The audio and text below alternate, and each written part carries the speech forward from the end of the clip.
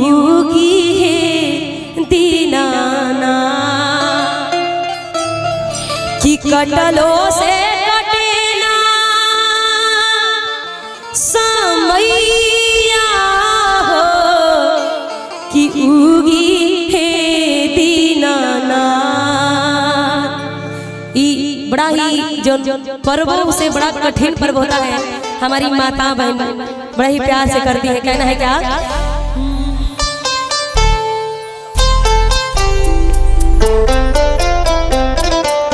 जय हो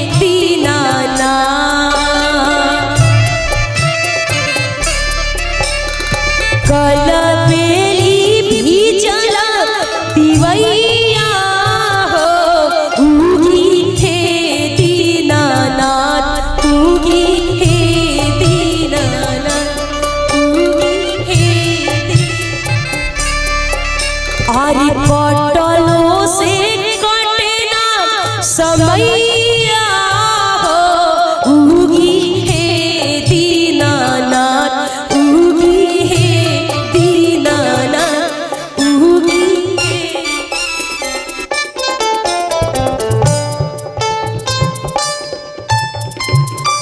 पूरा हो रहा है, पूरा पूरा पूरा हो रहा है।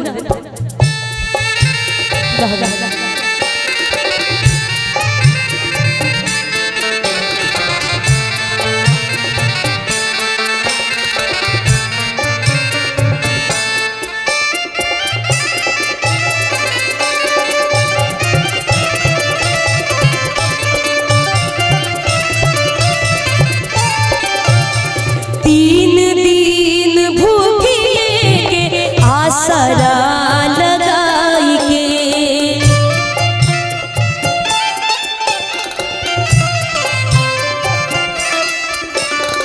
काल्ह से निहारी राह घटिया पे आके।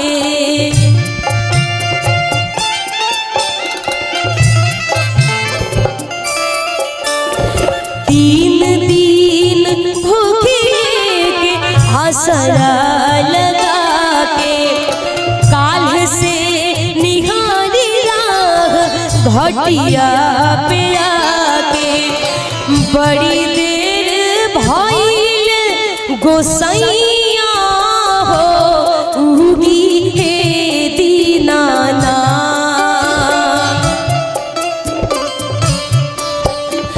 कटलो से कटना समैया हो उगी है दीनाना।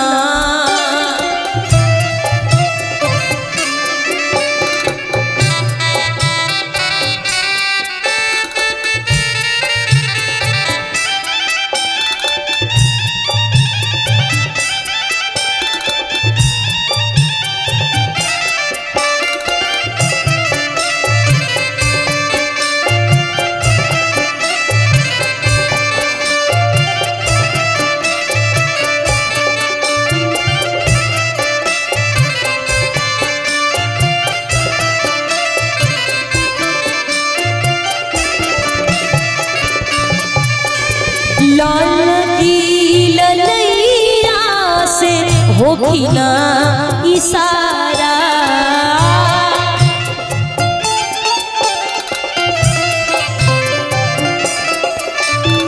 केहू नाही सुतल बाटे जागल जग सारा।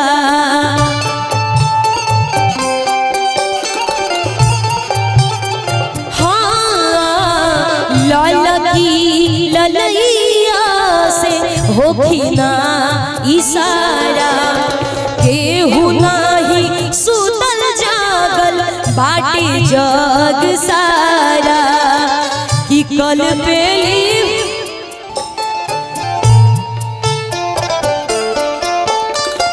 जो है राह फूलवा पतैया हो उगी है दीनानाथ